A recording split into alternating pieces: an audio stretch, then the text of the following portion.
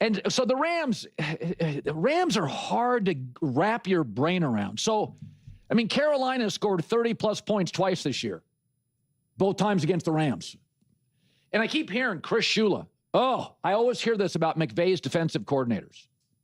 Brandon Staley, Raheem Morris. This guy is something else. I don't know. Carolina was 4 for 4 in the red zone.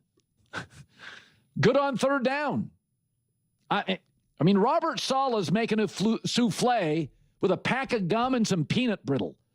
The Rams are healthy. They have a great front seven. Jared Verse is plateaued. Carolina was great on third down and perfect in the red zone. Don Shula was great. I don't know if Chris Shula is great. I don't know. It's the McVay magic. I'll say this. Everything McVay touches seems to work. I'll give you an example. Matt Stafford. First of all, he's gotten into one of his streaks where he's a little reckless. 7 picks in 7 games. The other thing is, he's the only quarterback in the NFL that didn't even rush for a first down this year. So you're kind of limited with the Rams. If the play design doesn't work, the play's done. If the play design doesn't work for Buffalo or Chicago, you get a second play. So, I think McVay's magic, we always believe, and McVay's assistants are brilliant, and then they leave, and they're not so brilliant. I mean, I defend Zach Taylor in Cincinnati. Most people don't. Another thing is the special teams guy for the Rams. That's a total adventure. So, the Carolina Panthers, you were watching, I was watching. They almost beat the Rams twice. and they took that defense up and down the field in key moments. So, I don't know. I don't know what to make. I think the Rams got a huge break, that the left tackle for the Bears is hurt. And TJ Edwards, an excellent defensive player, probably their second best defensive player, he's hurt and he's out of the playoffs. That's a big break. But the last 4 or 5 weeks, you're watching, I'm watching, something's off with the Rams. Now, that said, Stafford, big moments, like it's hard not to trust. He's not going to run around, look one way, throw the other. Puka Nacua is basically, you can't defend him. Yeah, it's interesting to hear Colin talk about this. First off, him being like, I hear about Shula. He was the one that was praising Shula, okay, and was talking about him and his connections with McVay and whatnot. Now he's completely out on him. Yeah, listen, I think to me the conclusion about the Los Angeles Rams is just really straightforward. I said going into the playoffs, the team that I trust the most and the team that I think is the most dangerous is the Los Angeles Rams because of what you have with Puka, Stafford, McVay, Devontae. That alone, even when things are unsettled or uncomfortable, like, yeah, Stafford should have had 2 interceptions. He had the 1 interception, but who saved that interception? Puka Nacua, which the Rams themselves says, save the game. If Puka doesn't do that, Matthew Stafford throws 2 interceptions and they lose and they lose. Parkson doesn't make that awesome catch, they lose. But when you have Stafford, who can deliver the ball, when you have McVay, who can dial up the plays, when you have the guys like Puka, Devontae, you're going to be incredibly consistent and incredibly dangerous. And then look around the league. I've been talking about this a lot with Buffalo Bills fans and Los Angeles Rams fans about, the run game and whatnot.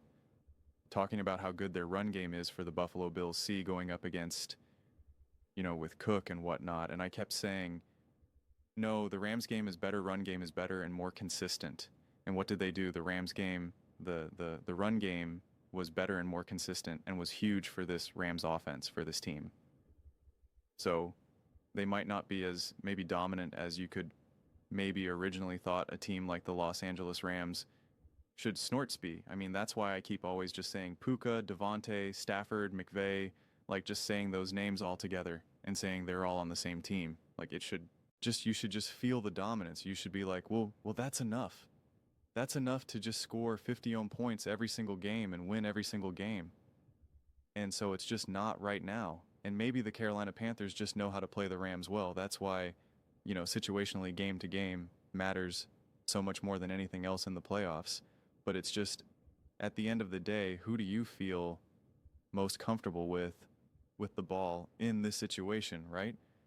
When it is a close game, when you are down by 3, up by 2, whatever it may be, and you're just waiting for that clock to wind down, and when you're looking around the league, Is it going to be the Broncos? Is it going to be the Patriots? Is it going to be the Texans, the Steelers, the Bills, the Bears, the 49ers, the Seahawks? It's going to be the Rams. We can say that some of these other teams have done amazing things. The Broncos, the Bears, especially come from behind, fourth quarter, all that type of stuff for sure.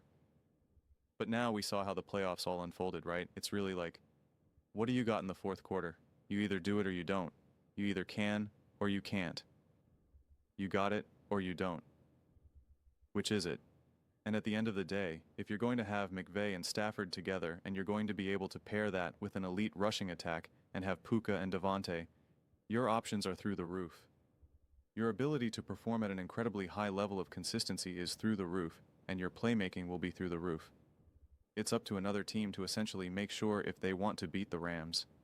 That's not the situation that you're in. But yeah, the Rams were fortunate to come away with that win. Again, Puka doesn't make that play.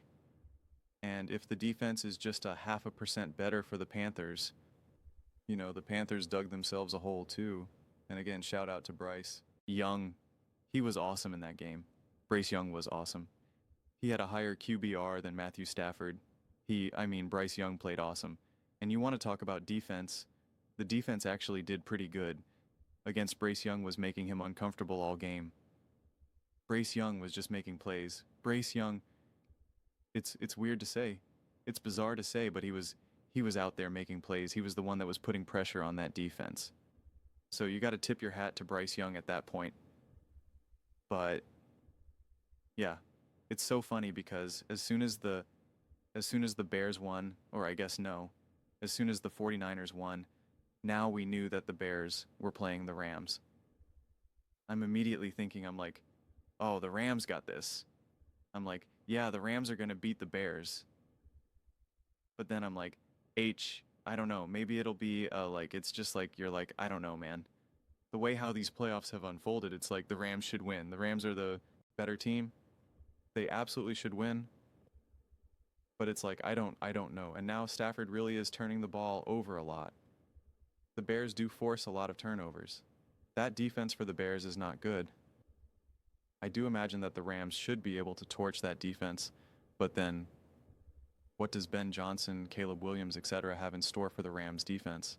Like, that turns into a pretty fascinating matchup, and all on the road against, in Chicago. Who knows what that weather will be? Will it be windy, snowy, rainy? Like, what the heck's it going to be? I don't know. I don't know. I assume they probably already announced the time for that game, but I'm not sure. But yeah, so either way, I think we're in store for a show. But I think with the Rams, and I feel like you can only really feel this way about the Rams and no other team. While they'll blow you out, win a close game or lose a close game. Whereas it feels like every other team right now, the door is still pretty open for you to just get blown out, for you just to be like, all right, the season's over. And I'd say the one team I don't feel that that's possible is the Los Angeles Rams. Maybe the Bills, but that's strictly only because of Josh Allen. Whereas the Rams, it's like, again, I can name multiple names, Stafford, McVay, et cetera, et cetera. So that gives me the feeling that there's, again, a higher rate of consistency there, a higher rate of reliability, because it's not all on the shoulders of just one person at that time. So yeah, man, we're in for a show this weekend again. Round 2, baby. Round 1 was insane. Why would round 2 be any different? But those are just my thoughts. I'd absolutely love to hear yours. What do you guys all think about the Los Angeles Rams?